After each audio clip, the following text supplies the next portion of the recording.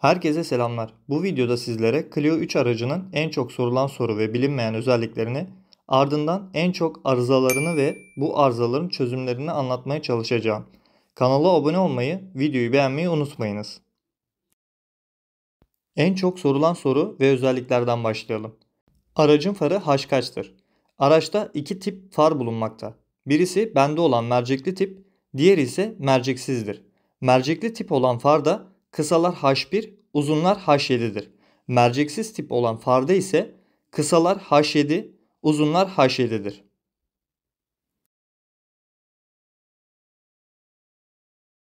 Bir diğer sorumuz hoparlör kaç santim?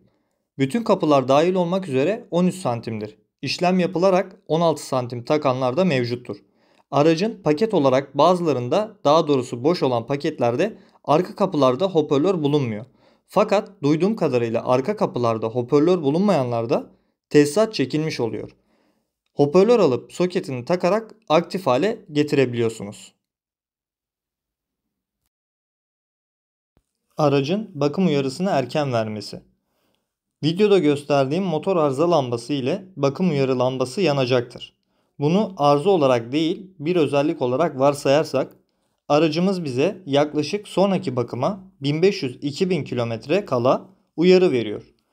Bu uyarıyı silmek veya bakım uyarısını sıfırlamak isterseniz kanalda kısa videolar arasında mevcuttur. Bir diğer sorumuz, dış ısı sensörünün yeri nerede? Dış ısı sensörümüzün yeri sağ aynanın altındadır. Orta konsoldaki ekranda dış ısı derecemiz yazar.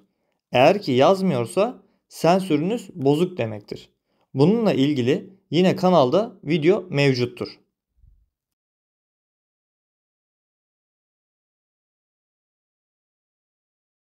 Direksiyon hidrolik sıvısı var mı?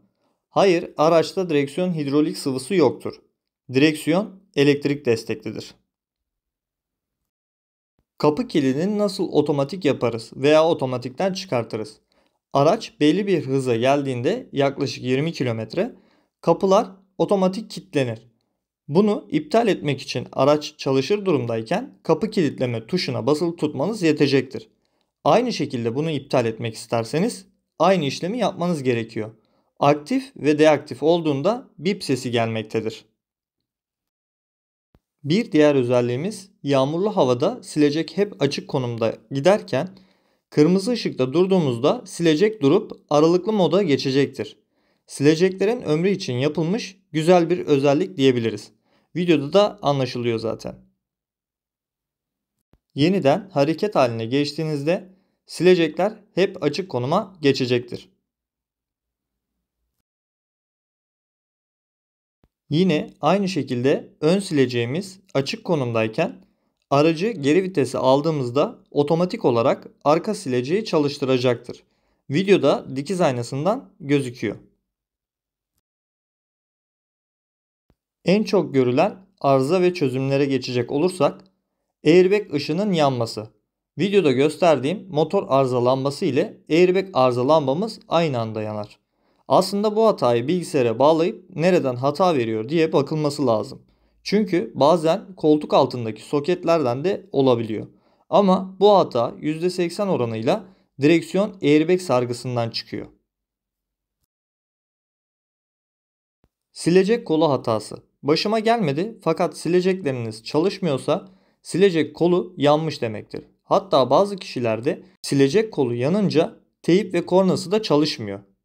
Bunun sebebi teyip ile bağlantılı olan devre mevcut. Bundan dolayı sigortasını attırıyor. Yine aynı şekilde kolda kornanın elektriğini sağlayan tırnaklar mevcut. Kol yanınca haliyle kornanın da sigortasını attırabiliyor.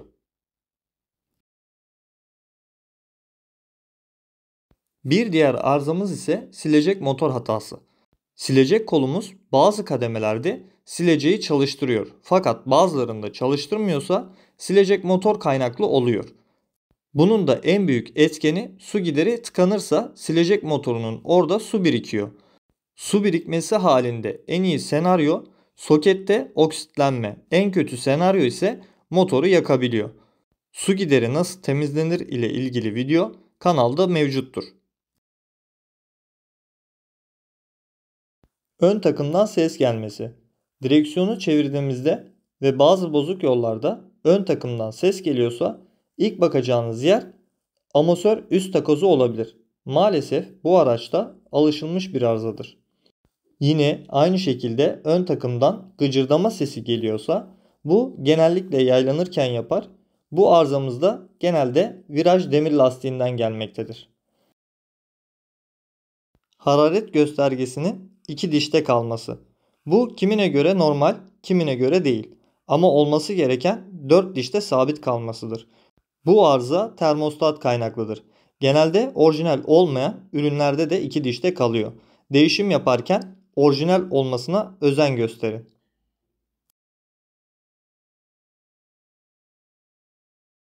Çok sorulan sorulardan birisi de şu. Arıza değildir, aslında şanzıman kaynaklıdır. 3000 devirde düşük hızlar normal mi? Evet, normaldir. 3000 devirde 1.5 DC'yi genelde 120-130 km arasındadır. Motora ve beygire göre farklılık gösterebilir. Fakat aşağı yukarı hepsinde aynıdır. Bu bir arıza değil, şanzımanın özelliğidir. Farlar kapalı olmasına rağmen farların açık kalma arızası. Bu arıza genelde herkesin başına gelebiliyor. Akünün yanındaki sigorta ve role tablosundaki far rolesinden kaynaklanıyor. Bu tablo maalesef çok çabuk arızalanabiliyor. Benim başıma gelen olay oranın su alması oldu. Zamanında müdahale yapıp kurtarabildim. Kapağın altında O-ringi yani contası bulunuyor. Fakat zamanla yıpranabiliyor. Contası bulunmuyor. Bundan dolayı ben sıvı contası çekmiştim. Gösterdiğim yer role tablosunun yeridir. Bir diğer soru ise mazot veya benzin aldım fakat ibre oynamadı. Bu olayda kontak açık konumdayken depoya yakıt doldurduğunuzdan dolayı kaynaklanıyor. Biraz kullanımdan sonra tekrar yakıt aldığınızda düzeliyor. Bir başka yöntem de akü kutup başını söküp tekrar takmaktır. Bundan sonra mazot veya benzin aldığınızda muhakkak anahtarınızı kontaktan çıkartın. Vites geçişlerindeki tekleme olayı birçok sebebi olabilir, fakat ilk bakmanız gereken yer düşük maliyetli olan parça, debriyaj müşürüdür. Hatta temizlenince bile tekleme ortadan kaybolabiliyor. Bununla ilgili kanalda yine video mevcuttur. Gösterdiğim debriyaj müşürüdür. 2,5 senedir kullandığım bir araçta deneyimlerimi ve araştırdığım bilgileri sizlere aktarmaya çalıştım. Bu sadece Clio 3'te değil, çoğu Renault araçta maalesef bu durumdadır. Daha bilmediğim birçok arıza olabilir. Fakat bu anlattıklarımı yeni alacak kişilerin birçoğu yaşayabilir. Ön bilgi olarak bilmenizi istedim. Kanala abone olmayı, videoyu beğenmeyi unutmayınız. Başka videolarda görüşmek üzere. Kendinize iyi bakın.